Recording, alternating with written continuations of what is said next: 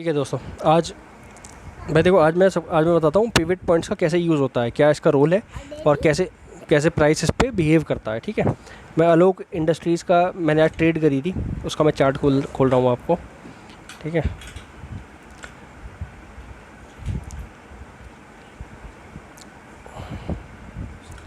इसमें मैं सेलेक्ट कर रहा हूँ 15 मिनट का। ठीक है, 15 मिनट से नीचे वाली कैंडल थोड़ा यूज़लेस ही रहती है, जहाँ ख़ासतौर से जब मार्केट वॉलेटाइल हो।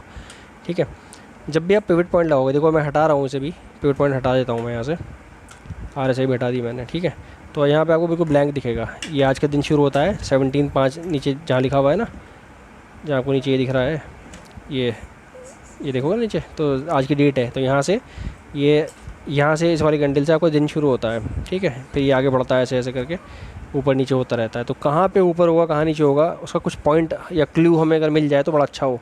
मान लो आपने ट्रेड ली यहाँ पे इस पॉइंट पे आके, जहाँ पे प्लस का सिंबल है, यहाँ पे आपने ट्रेड ले लिया, बढ़ाम से नीचे गिर गया, तो कुछ है ऐसा कि आपको पता चल जाएगा यार यहाँ पे नहीं लेनी है, यहाँ अवॉइड करना है मुझे या वेट करना है कुछ लेवल, तो उसके लिए पिवट पॉइंट्स यूज़ करते हैं।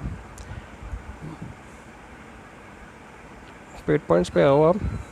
ठीक है, ये इसे कैलकुलेट करने का तरीका है, लेकिन आपको रेडीमेड बना हुआ मिल जाएगा। ये जो लाइन है, ये ब्लैक वाली लाइन जो है, ठीक है, ये ब्लैक वाली लाइन आपकी, ये वाली ब्लैक, ठीक, ये है आपका 0 पॉइंट, ये सबसे पहला वाला पिवट पॉइंट है आपका। ठीक, दूसरा है R1, इसे रेजिस्टेंस 1 कहते हैं। ये है R2, इसको रेजिस्टेंस 2 कहते हैं। ठीक है, इससे ऊपर भी एक है, उसे R3 कहेंगे, इससे ऊपर भी एक है, अगर आप स्क्रॉल करके देखोगे तो दिख जाएगा आपको। ठीक है, अच्छा, नीचे वाला जो है इसे सपोर्ट कहते हैं। ये हरा वाला जो दिख रहा है ना आपको, ये हरा जो, इसके कहते हैं सपोर्ट। ठीक है, अब देखो इनका रोल क्या क्या है। अब आप देखो प्राइस ने कैसे बिहेव करा इनके आसपास आके, क्या प्राइस का हाव भाव थे, किस तरह से ऊपर नीचे हुआ, किस तरह से इसको रिस्पेक्ट करा प्राइस ने, ये देखो आप। अब अगर आप चलते हो यहाँ से, प्राइस आपका यहाँ पे ओपन होता है। ठीक है, यहाँ पे सुबह में ओपन हुआ और सीधे जाके पहले रेजिस्टेंस पे टकराया। ठीक है, ये जो आपका पहले रेजिस्टेंस पे टकराया, यहाँ तक इसने इससे ऊपर तक हाई बनाया और वहाँ से गिरा। ठीक, तो आप ट्रेड लेते टाइम ये देख सकते हो कि भाई ये किस तरह बिहेव कर रहा है, पहले रेजिस्टेंस को पार करा या नहीं करा। मैं अक्सर ये देखता हूँ कि R1 को पार कर जाए एटलीस्ट।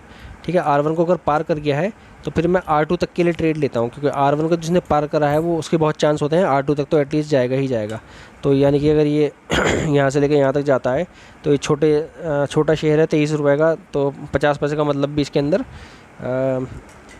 मेरे ख्याल से 5% का मतलब होता है वो। ठीक है, तो अब आप देखो ये पहले रेजिस्टेंस आपका R1 पे प्राइस टच करता है और वहाँ से सीधा गिरता है, और सीधे गिर के रुकता कहाँ है, इस वाले पिवट पॉइंट पे, जो कि सपोर्ट का काम करता है।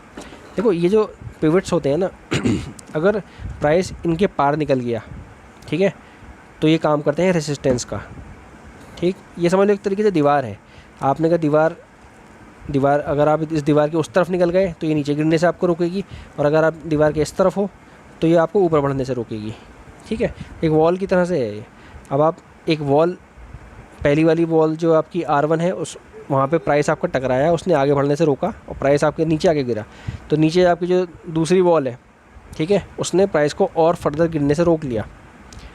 ठीक है, अगर ये यहाँ से भी नीचे गिरता ना, तो फिर मैं यहाँ का वेट करता कि यहाँ पे कब टकराएगा। यहाँ टकराने के बाद जब प्राइस उठता है ना ऊपर, तो बहुत तेज़ी से उठता है, तो मैं अक्सर ये वाली ट्रेड लेता हूँ कि भाई जो सपोर्ट पे हो, जो प्राइस सपोर्ट पे टकरा गए हो, वहाँ से ट्रेड लो, सीधी ऊपर जाती है रॉकेट की तरह। ठीक है, अब आपके प्राइस ने क्या करा, यहाँ पे टकराया, इस वाले पिवट पे आके रुका, यहाँ से इसने सपोर्ट लिया, फिर ऊपर उठा, यहाँ पे रेजिस्टेंस पे आके रुकता है। ठीक है, यहाँ पे कंसोलिडेट होता है कुछ टाइम के लिए, यहाँ पे वो कंसोलिडेट होता है, मतलब यहाँ पे समझ लो कि आप बायर्स और सेलर्स की लड़ाई चल रही है कि भाई से ऊपर जाना है या नीचे जाना है। ठीक है, लेकिन इसका मोमेंटम था और मैं देख चुका था कुछ चीज़ें कि मुझे लग रहा था कि हाँ भाई ये ऊपर जाएगा, क्योंकि आप देखो ऊपर बढ़ने का जो ट्रेंड होता है किसी भी प्राइस का, वो इस तरह से होता है कि ये वाली जो कैंडल है, ये कैंडल है ना, ये बारीक सी जो दिख रही है आपको, जिसके अंदर बॉडी नहीं है, बस खाली ऊपर नीचे का वो बना हुआ है ये। ठीक है, इसे डोजी कहते हैं। तो डोजी बनने के बाद में ये है कि ट्रेंड रिवर्सल शुरू हो गया है। तो एक दिन मैंने देख लिया ऐसे कि हाँ भाई ये ऊपर गया, अब आज का मुझे मालूम है कि अब ये ऊपर जाएगा ही जाएगा। ठीक है, तो मुझे आज ले लेना है, इसे सस्ता शेयर है, इसे मैं लेके डालता हूँ। अगर ये इस वाले बैरियर को पार करता है तो फिर हो सकता है यहीं पे आके सीधा रुके, 26 पे आके रुके, अगर मार्केट ख़राब ना हुई तो, ठीक है। और अगर इस बैरियर को पार करता है तो फिर ये यहाँ पे आके रुकेगा जहाँ से ये गिरा था 29 के लेवल पे, ठीक। तो 22 रुपये से 29 पे अगर आप जा रहे हो तो मतलब अराउंड वो 7 रुपये हो गया। 7 रुपये छोटे शेयर में, 25-30 रुपये के शेयर में 7 रुपये का मतलब 10%, मतलब 10-15 या 18% के आसपास होता है। तो ठीक है, मतलब अच्छी ट्रेड है ये, ठीक। अच्छा, अब आप फिर आओ उस पर, 15 पे आया मैं, ठीक है। फिर मैंने देखा यहाँ से ऊपर से नीचे गिरा, यहाँ से ऊपर गया, यहाँ पे कंसोलिडेट हो गया, ठीक है। क्योंकि अब इसे यहाँ से या तो ऊपर जाएगा ये, और ये आज ऊपर जाने का मूड बना चुका है, क्योंकि अब आप इसका वॉल्यूम भी ऐड करो। वॉल्यूम देखो क्या है, मैं कैसे भरोसा कर रहा हूँ कि ये ऊपर ही जाएगा। अब क्या चीज़ें हैं जो मुझे बार बार कह रही हैं कि भाई ये ऊपर जा सकता है, क्या वो है इसका, ठीक है। तो आप ये देखोगे कि इसके अंदर बायर्स हैं, ठीक है, लगातार बायर्स हैं, ठीक। और कोई भी ऐसा ट्रेंड नहीं दिख रहा कि जिसमें बायर कम हो रहे हों, बल्कि यहाँ पे आके लास्ट में आके आपको एक ट्रेंड ये दिखा कि बायर आपके बढ़ गए। ये हरे जो है ना, हरे डंडे जो हैं, बार्स, हरे वाले बार्स का मतलब है बायर्स, और ये लाल वाले जो हैं सेलर्स हैं।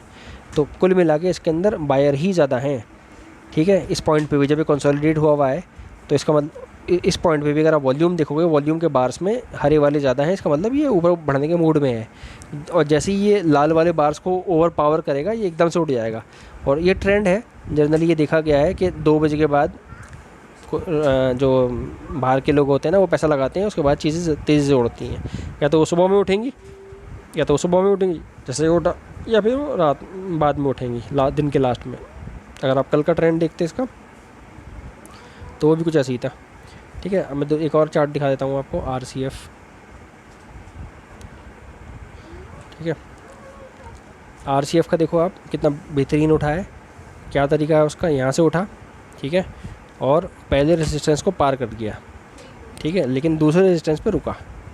वहाँ से इसने दूसरे रेजिस्टेंस ने बैरियर का काम करा, पार इसलिए कर गया इसे क्योंकि मोमेंटम बहुत तगड़ा था, प्रेशर बहुत बढ़िया था, बहुत अच्छे बायर्स मिले थे, बहुत खूब अच्छी ख़रीद हुई थी इसकी। तो पहले रेजिस्टेंस पार करके दूसरे पे टक गया, दूसरे ने नीचे फेंका, इस वाले ने रोका, ठीक है। फिर यहाँ से दोबारा उठा और सीधा ऊपर गया, ठीक है। तो मतलब 85 रुपये से 90 रुपये तक, एक 90 रुपये का शेयर अगर दिन में 5 रुपये बढ़ रहा है तो इसका मतलब ये है कि वो मोर देन 5% का आपको प्रॉफिट दिया जा रहा है, ठीक। और आप MIS पे अगर काम कर रहे हो तो ये 5% आके 25% बन जाएंगे। तो इस तरह से ट्रेड करी जाती है कि, तो ट्रेड करनी कैसे है कि भाई यहाँ से उठ के यहाँ तक आ गया, तो यहाँ पे देखो क्या सिनेरियो है, चल क्या रहा है यहाँ पे। फिर यहाँ से अगर पार कर रहा है तो इसका मतलब अभी यहाँ पे जाके रुकेगा, ठीक है। तो आप क्या करो, ट्रेड यहाँ की लगा के छोड़ दो, इससे ऊपर की। ये वाला पोर्शन आपका ट्रेड का होगा कि भाई जब इसको पार करेगा तो ट्रेड लूँगा, वही हुआ, पार करते ही सीधा ऊपर गया, ठीक है। बहुत अच्छी ट्रेड ही है, एकदम साफ़ सुथरी ट्रेड, कोई टेंशन ही नहीं इसके अंदर, ठीक है। इस तरह से काम करना है इसमें। ये मैंने देखा नहीं आया, वरना मैं इसको लेता आलोक इंडस्ट्रीज़ की जगह, ये भी लिया जा सकता था, अच्छा शेयर था, ठीक है। बल्कि हाँ ठीक है, इसमें अगर स्कोप मैं बता देता हूँ क्या चल रहा है। हाँ ये अच्छा शेयर है, देखो अच्छा उठा, उठने की तरफ मोमेंटम बना चुका है ये, ठीक है। इसमें जो कैंडल्स बन रही हैं लास्ट की, ये ट्रेंड रिवर्सल की तरफ चल पड़ी हैं। अगर ये यहाँ से ये इस वाले को पार करता है, इस वाले लेवल को पार कर लिया है इसने, तो अगला लेवल इसका 100 है, ये 100 पे जाके रुकेगा, यानी कि 10% का इसमें सीधा प्रॉफिट दिख रहा है मुझे। मतलब मैं आपसे ये नहीं कह रहा ट्रेड करो, ये एक स्टडी है मेरी, ठीक है। ट्रेड करना ना करना वो आपका काम है, मेरा काम नहीं है, ठीक है। That's all for day, thank you.